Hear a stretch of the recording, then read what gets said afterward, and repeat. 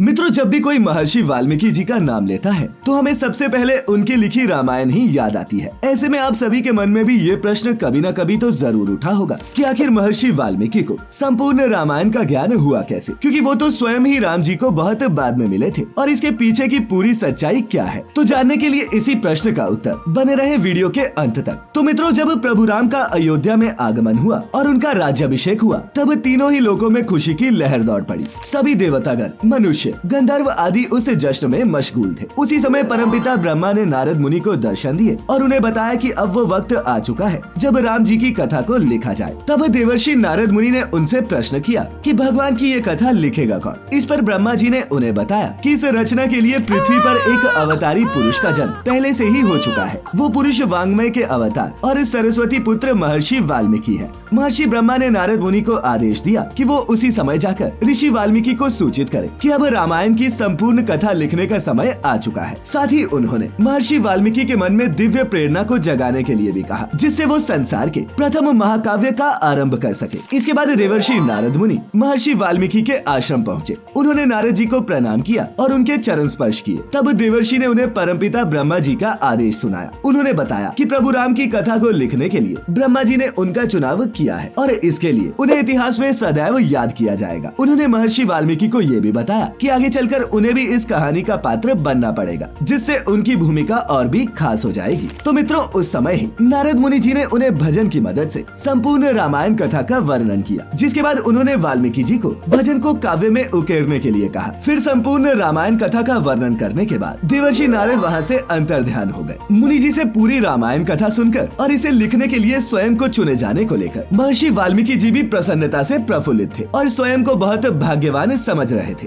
ब्रह्मा जी ने वाल्मीकि को दर्शन देकर उन्हें बताया कि देवी सरस्वती की कृपा से उन्हें छंद बनाने की शक्ति मिली है, इसीलिए अब उन्हें अपने काव्य को रामायण नाम देकर उसे आरंभ कर देना चाहिए। उन्होंने वाल्मीकि जी को यह भी वरदान दिया कि अब से उन्हें प्रभु राम का संपूर्ण गुप्त रहस्य, उनके जीवन की सभी घटनाएं, देवी जानकी, लक्ष्मण जी और राक्षसों आदि का चरित्र, उनके रहस्य, भूतकाल में घटने वाली हर घटना, वर्तमान को देखने की क्षमता और भविष्य में भी जो होने वाला है, उन सभी का पता चल जाएगा। ब्रह्मा जी ने आगे महर्षि वाल्मीकि से कहा कि वो जो भी लिखेंगे वो अब से सच होता जाएगा, क्योंकि उन्हें वही दिखाई देगा जो आगे होने वाला है। उन्होंने प्रभु राम की इस मनोहर गाथा को श्लोकबद्ध रूप से लिखने को कहा, लेकिन एक पल ऐसा भी आया जब वाल्मीकि जी ने ये प्रश्न किया कि उन्हें ही इस काम के लिए क्यों चुना गया। और इस प्रश्न का उत्तर देते हुए परमपिता ब्रह्मा जी ने स्पष्ट बताया कि उनकी तपस्या के फलस्वरूप ही भविष्य में उन्हें देवी सीता की सेवा करने का मौका भी मिलने वाला है। इसके चलते उन्हें विश्व में यश मिलेगा और ये सब पहले से ही तय है। इतना कहकर परमपिता ब्रह्मा जी ने महर्षि को आशीर्वाद दिया और फिर वो वहाँ से अंतर्ध्यान हो गए। इसके बाद ही वाल्मीकि जी ने रामायण काव्य को लिखना शुरू कर दिया। मित्रों, इसी के साथ जाते जाते आपको रामायण के 9 जिंदा सबूत भी बताते जाते हैं। बहुत से लोगों के मन में ये दुविधा है कि क्या प्रभु राम वास्तव में इस धरती पर पैदा हुए थे या नहीं, या फिर ये कि क्या सच में बजरंगबली जी अपनी इच्छा अनुसार कोई भी रूप धारण कर सकते थे।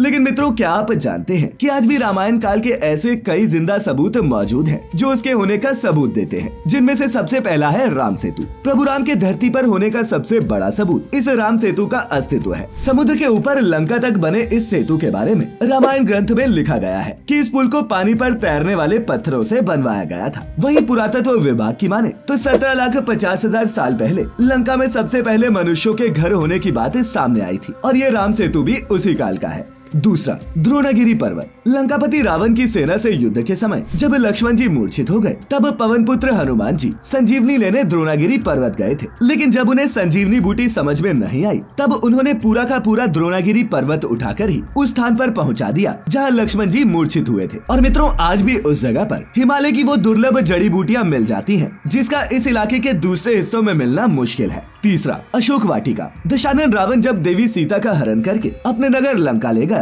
तब उसने देवी जानकी को अशोक वाटिका में रखा। मित्रों, ये स्थान आज भी श्रीलंका में मौजूद है, जो दुनिया भर में हग्गला बॉटेनिकल गार्डन के नाम से मशहूर है। चौथा, श्रीलंका की काली मिट्टी। रामायण ग्रंथ की माने तो जब पवन पुत्र हनुमान जी ने रावण के सोने की लंका जला दी थी तो रावण का सारा साम्राज्य राख में परिवर्तित हो गया। और मित्रों, ऐसा कहा जाता है कि इसी कारण से लंका में कई जगहों की मिट्टी आज भी काली है। 5वां, अग्नि परीक्षा स्थल। मित्रों, अशोक वाटिका में मौजूद देवी सीता अम्मन मंदिर से कुछ ही किलोमीटर की दूरी पर एक क्षेत्र है जिसका नाम डिवनार पोल है और इसी स्थान को माता सीता की अग्नि परीक्षा स्थल भी माना जाता है। ऐसा माना जाता है कि इसी जगह पर देवी सीता ने भगवान राम के सामने अग्नि परीक्षा दी थी। 6ठा, अग्निकुंड। गोल कुएं के आकार में बनाए गए ये अग्निकुंड ऊंची ऊंची दीवारों से घिरे हैं। बता दें कि प्राचीन काल के पत्थरों से बने इस विशालकाय अग्निकुंड को घेर कर रखा गया है और ऐसा बताया जाता है कि ये वही पहाड़ है जहां देवी सीता की खोज में लंका पहुंचने वाले पवन पुत्र जी सबसे पहले आए थे और अंजनी पुत्र हनुमान जी ने यहीं पर देवी सीता की खोज की योजना भी बनाई थी। मित्रों, बता दें कि इस पहाड़ पर आज भी बजरंगबली जी के विशालकाय पद चिन्हों के निशान मौजूद है।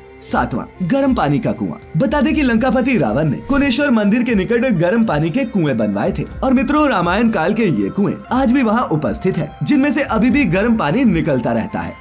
8वां, हाथी के अवशेष। रामायण के सुंदर कांड में बताया गया है कि लंका की रखवाली के लिए लंकेश रावण ने एक बहुत ही विशालकाय हाथी रखा था जिसे हनुमान जी ने अपने बल से धराशायी कर दिया। पुरातत्व विभाग को श्रीलंका में हाथियों के ऐसे अवशेष मिले हैं जिनका आकार आज के हाथियों से काफी ज्यादा था। 9वां, कोंडा कटुगाला। पवन पुत्र बजरंगबली जी के लंका जलाने के बाद रावण के अंदर ये भय उत्पन्न हो गया और दोबारा किसी हमले से बचने के लिए दशानन ने सीता को अशोक वाटिका से हटाकर कुंडा कटुगाला में रखा। यहाँ एक समय पुरातत्व विभाग को बहुत सी गुफाएं मिली जो लंकापति रावण के महल तक जाती थी। तो मित्रों, आज हमने जाना कि वाल्मीकि जी ने कैसी लिखी थी संपूर्ण रामायण की कथा, साथ ही उन 9 जिंदा सबूतों के बारे में जो ये सिद्ध करते हैं कि रामायण की घटनाएं सत्य है। तो मित्रों, आज की ये प्रस्तुति अगर आपको अच्छी लगी हो तो इसे अपने मित्रों रिश्तेदारों के साथ भी जरूर साझा करें और भगवान राम की असीम कृपा पाने के लिए नीचे कमेंट्स में जय श्री राम जरूर लिखें। तो फिर मिलेंगे किसी ऐसी ही आध्यात्मिक और धार्मिक वीडियो में। तब तक के लिए आपका बहुत बहुत शुक्रिया।